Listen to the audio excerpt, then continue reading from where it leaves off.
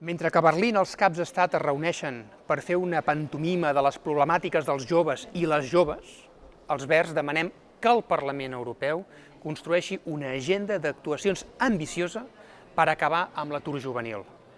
És veritat que Merkel i Rajoy han dit que volen salvar una generació perduda, però ho volen fer a qualsevol preu, amb més treball precari, amb més contractes escombraries, pràctiques inacabables, minijobs. Volen fer-ho sense respectar els drets laborals més bàsics i continuar amb l'estratègia d'explotació de contractar una persona en pràctiques en lloc d'una persona en qualitat de treballador o treballadora.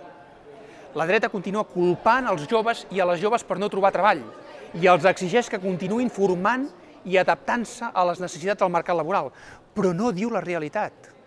Són les polítiques d'austeritat i la flexibilització del mercat laboral allò que hipoteca el futur de la joventut.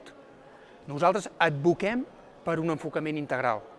Estem convençudes i convençuts que la creació d'ocupació, de treball digne, de qualitat i sostenibilitat, va de la mà d'un canvi de model productiu de la nostra economia, allò que anomenem la transformació verda, allò que en anglès coneixem com el Green New Deal. Per tant, cal fer un front comú contra les polítiques d'austeritat. Calen mesures de solidaritat fortes entre els estats membres. I, finalment, cal generar ocupació, crear llocs de treball que siguin dignes, de qualitat i sostenibles.